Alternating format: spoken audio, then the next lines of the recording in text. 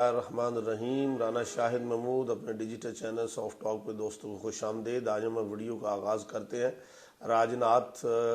India کے وزیر داخلہ ہیں،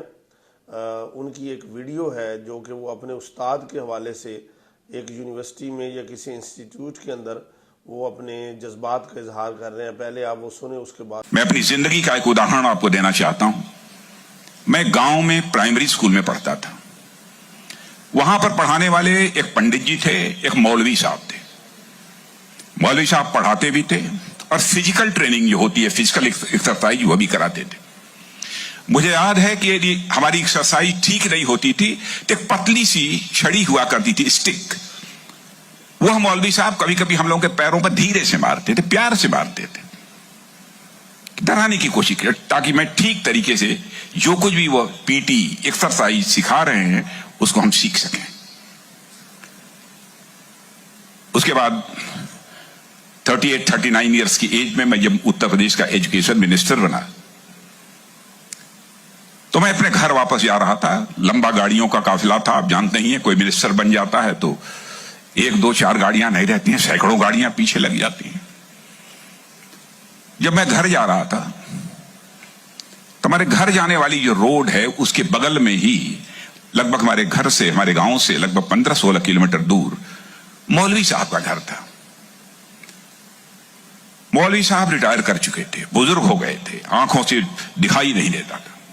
ان کو معلوم ہوا کہ جس بچے کو پرائمری اسکول میں ہم نے ایجوکیشن دی ہے، آج وہ ہمارا بچہ اس پردیش کا ایجوکیشن منسٹر ہو کر اسی سڑک سے گزرنے والا ہے۔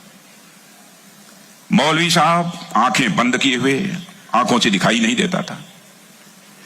اور ان کے 2-3 بچے ان کے بغل میں کھڑے۔ جو سجن ہمارے ساتھ بیٹھے تھے گاڑیوں میں، ہمارے قافلے میں، انہوں نے کہا کہ دیکھیے یہی مولوی صاحب نے آپ کو پڑھایا تھا، مولوی صاحب کا گاؤں ہے۔ مترو،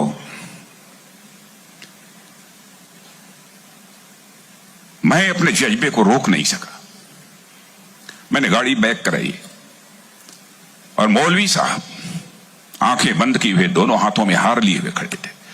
مولوی صاحب کے پاس گیا اور مولوی صاحب کا میں نے چرن اسپرش کیا، ان کا پیر چھوا، اور مولوی صاحب کی آنکھوں سے تب تک آنسو چلتے رہے جب تک کہ میری گاڑی وہاں سے نہیں گزر گئی۔ جی دیکھیں، یہ آپ تاریخ اٹھا کے دیکھ لیں، دنیا کے اندر جتنے بھی کامیاب لوگ ہیں جنہوں نے دنیا کے اندر کامیابی حاصل کی ہے، کسی بھی فیلڈ کے اندر کامیابی حاصل کی ہے، وہ ہمیشہ اس کا جو ایک امپورٹنٹ اس کا جو جزو ہے یا انڈیکیٹر ہے وہ یہی ہے کہ وہ لوگ اپنے اساتذہ کرام کو یاد رکھتے ہیں، اور اساتذہ کرام کی، اپنے استاد کی، بھلے وہ پرائمری کا استاد تھا یا اس کی یونیورسٹی کا استاد تھا، تو وہ اس کا تکریم اور اس کا احترام انہوں نے رکھا، تو آج اللہ تبارک و تعالیٰ نے ان کو وہ منزل دی۔ میں ایک اسی طرح ساحر شمشاد صاحب جو اس وقت جوائنٹ چیف آف سٹاف ہے پاکستان کے، جنرل ساحر شمشاد صاحب، ان کی بھی ایک ویڈیو دیکھ رہا تھا جس میں وہ اپنے اساتذہ کرام کو انہوں نے مدعو کیا ہوا ہے، اور جس وہ تکریم اور عزت کے ساتھ اور انکساری کے ساتھ وہ ان کو پیش آ رہے ہیں۔ دیکھیں، انسان کی زندگی کے اندر 2 شخصیات ایسی ہوتی ہیں جو اپنے اس بیٹے کو یا اپنے شاگرد کو اپنے سے بڑا دیکھنا چاہتی ہیں۔ ایک اس کا والد، یعنی جسے حقیقی والد کہتے ہیں، اور دوسرا وہ استاد جس نے اس کو ایک انسان بنایا، باقاعدہ اس کو تعلیم دی، اس کی تربیت کی۔ تو یہ 2 شخصیات انسان کی زندگی میں ایسی ہیں جو کہ یہ خواہش رکھتی ہیں کہ میرا بچہ، میرا شاگرد جو ہے وہ میرے سے بڑا رتبہ حاصل کرے، اور اس کی وجہ سے وہ اس کا کریڈٹ جو ہے وہ یہ لیتی ہیں کہ یہ میں نے اس کی تربیت کی ہے، اور ان کو وہ جو ان کو خوشی ہوتی ہے۔ آپ نے دیکھا ہے جس طرح وہ ذکر کرتے ہیں کہ وہ، حالانکہ ان کی آنکھوں سے بینائی نہیں تھی لیکن ان کی آنکھوں سے آنسو جاری تھے جب انہیں پتہ چلا کہ یہ میرا شاگرد ہے جو کہ اب اس عہدے کے اوپر فائز ہے۔ یقین کریں کہ یہ جو آج جو ہمارے ساتھ جو اس وقت صورتحال یہ ہے کہ اس کے اندر جو اسٹوڈنٹ سائیڈ ہے وہ استاد کے کردار کو مورد الزام ٹھہراتی ہے، اور اس کے اندر وہ مٹیریلسٹک ایک اینگل لے کے آ جاتی ہے کہ شاید جو ہے نا آج کی جو تعلیم ہے اس کے اندر مادہ پرستی بہت زیادہ ہو گئی ہے۔ یہ ایک علیحدہ بات ہے، یہ ڈیبیٹ ایک اور ہے، لیکن اصل ڈیبیٹ یہ ہے کہ وہ استاد جو آپ کو ایک لفظ بھی زندگی کے اندر پڑھائے اور اس کی وجہ سے آپ کی زندگی میں کوئی تبدیلی واقع ہو، تو وہ اس کا احترام اور اس کی تکریم جو ہے وہ آپ کے اوپر واجب ہو جاتی ہے۔ اور وہی لوگ، آپ دنیا کے کامیاب ترین لوگوں کی آپ آٹو بایوگرافیز دیکھیں تو آپ کو پتہ چلے گا کہ اس کے اندر ان کے اساتذہ کرام کا کتنا بڑا کردار تھا۔ اشفاق احمد اپنی ایک بہت صوفی اسکالر ہماری تاریخ میں گزرے ہیں، اشفاق احمد، تو وہ اپنے ایک پروگرام کرتے تھے، بہت زبردست ان کا پروگرام ہوتا تھا زاویہ، جس کے اندر وہ بڑی زبردست باتیں، درویش صفت انسان تھے اور بڑی زبردست باتیں کرتے تھے۔ وہ بھی ایک دفعہ بتاتے ہیں کہ میں کسی ملک میں گیا اور وہاں سے مجھ سے ایک ٹریفک کی وائلیشن ہوئی، اور وہ چلان کے سلسلے میں جب مجھے وہ وہاں بھی جو مجسٹریسی یا جو وہاں پہ کورٹ تھی وہاں پہ پیش کیا گیا، تو میرے پروفیشن کے والے سے پوچھا گیا کہ آپ کا کیا پروفیشن ہے، تو آپ کیا کرتے ہیں؟ تو میں نے کہا جی میں ایک استاد ہوں۔ تو کہتے وہاں پہ عدالت کے اندر وہ جو کورٹ تھی اس کے اندر یہ اناؤنسمنٹ ہوئی کہ ٹیچر ان اے کورٹ، تو اس کی وجہ سے جج سمیت جتنے لوگ وہاں تھے وہ اس استاد کے لیے، اس کی تکریم کے لیے کھڑے ہو گئے، اور مجھے یہ لگا کہ میں تو ایک وائلیشن کر کے یہاں پہ آیا ہوں اور یہ یہاں پہ میری تکریم کے لیے کھڑے ہو گئے ہیں۔ انہوں نے کہا کہ یہ بعد میں خیر وہ فائن ہوا جو بھی ہوا، لیکن وہ یہ کہتے ہیں کہ مجھے یہ سمجھ آئی کہ یہ وہ معاشرے ہیں جنہوں نے اگر آج ترقی کی ہے، آج اگر وہ ایک فلاحی اسٹیٹس ہیں جہاں پہ انسانی حقوق اور ترقی، ہر طرح کی ترقی نظر آتی ہے، تو یقین کریں وہ کہتے ہیں کہ اس کی وجہ یہ ہے کہ انہوں نے استاد کا جو رتبہ ہے وہ سب سے اوپر رکھا ہے، کہ پوری عدالت جو ہے نا وہ استاد کی تکریم کے لیے کھڑی ہو گئی ہے۔ اسلام کے اندر بھی حضور اکرم صلی اللہ علیہ وسلم کو ہم جو ہے نا وہ پوری کائنات کے لیے جو ہے نا وہ ایک سمجھتے ہیں وہ معلم بن کے آئے ہیں پوری کائنات کے لیے۔ تو آپ اندازہ لگائیں کہ یہ جو اس وقت جو صورتحال جو ہے، میں یہ سمجھتا ہوں اس کا اگر ہم انالیسس کریں وہ یہ ہے کہ وہ معاشرے جن معاشروں کے اندر استاد کی تکریم اور عزت جو ہے وہ ختم ہو جائے، وہ معاشرے جو ہے نا وہ الٹیمیٹلی زبوں حالی کا شکار ہو جاتے ہیں، اور یہی صورتحال اس وقت ہمارے معاشرے کے اندر یہ ہے۔ ایک تو یہ اندازہ لگائیں کہ آپ اپنی پیرافری میں دیکھیں سری لنکا، آپ ساؤتھ ایشیا کی ہم بات کر لیتے ہیں، سری لنکا کی ہم یہ بھی بات کرتے ہیں، یا آج کا ڈیلی پاکستان کے ڈیفالٹ ہونے کی بات ہوتی ہے، اور سری لنکا کی مثالیں دی جاتی ہیں، جی دیکھیں پاکستان میں سری لنکا جیسے حالات بننے جا رہے ہیں، لیکن آپ دیکھیں کہ سری لنکا کا جو لٹریسی ریٹ ہے وہ 100% ہے، اور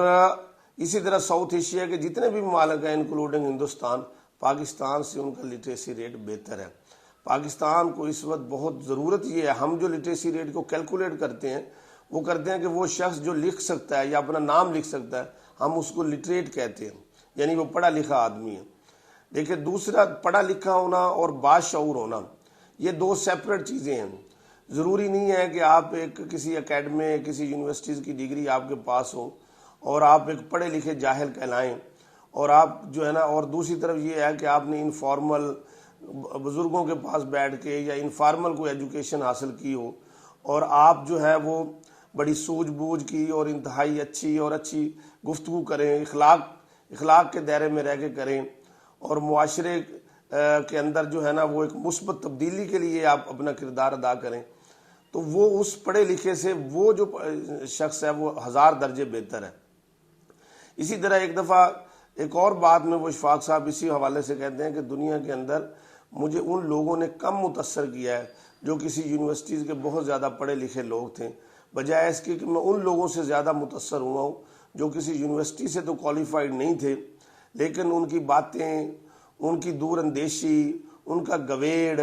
ٹھیک ہے، ان کی سوجھ بوجھ، ان کی اخلاقیات، ان کا کریکٹر، ان کا عزت اور احترام کا جو معیار، تو اس سے وہ جو چیزیں تھیں ان کی جو کریکٹر کی بنیاد کے اوپر وہ کہتے ہیں کہ وہ ان سے بہت بہتر زیادہ اور بہت زیادہ پڑھے لکھے، میں انہیں زیادہ پڑھا لکھا سمجھتا ہوں۔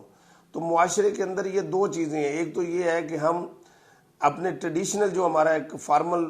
وے آف ایجوکیشن ہے کہ ہم اداروں کے اندر جاتے ہیں، یونیورسٹیز تک پڑھتے ہیں، دوسرا جو ہمارا سیٹ اپ تھا ہمارے معاشرے کے اندر وہ تقریباً ختم ہو گیا۔ وہ یہ تھا کہ ہم بزرگوں کے پاس بیٹھتے تھے، بزرگوں کے پاس بیٹھ کے وہ ایک، اب یہ سمجھ لیں کہ وہ جنریشن ٹو جنریشن جو چیزیں پاس آن ہوتی تھیں، وہ جو ہمیں یاد ہے کہ ہمارے بزرگ ہمیں جو باتیں ساری بتایا کرتے تھے، وہ ہمیں آج تک ساری چیزیں یاد ہیں. وہ بیسیکلی اپنے دور کا جو کلچر ہے، اپنے دور کی وہ تمام ہسٹری جو ہے وہ ایک امانت کے طور کے اوپر اپنی جنریشن کو وہ فارورڈ کرتے تھے. اس وقت صورتحال یہ ہے کہ ہماری جو جنریشن ہے، جو ہم بیٹھے ہیں، ہم اپنے بچوں کے اندر وہ چیزیں جو ہے نا وہ فارورڈ نہیں کر رہے، ہم ان کو جو ٹرانسفر نہیں کر رہے. کیونکہ اس کی وجہ یہ ہے کہ یہ جو آج ٹیکنالوجی ہے، یہ جو موبائل ہے، یہ انٹرنیٹ ہے، اس میں نہ صرف ہمارے بچے بلکہ ہم سب سے پہلے تو ہم خود اس کے ذمہ دار ہیں بطور والدین. ہم خود ہم اس کے اندر اتنے بیزی ہو گئے ہیں، ہمارے پاس ٹائم ہی نہیں ہے اپنے بچوں کے ساتھ بیٹھے اور ان کے ساتھ ہم اپنے بزرگوں کی باتیں یا اپنے ایکسپیرینسز ان کے ساتھ شیئر کریں اور ان کو اچھی باتیں، اچھی اخلاقیات ان تک جو ہم پہنچائیں.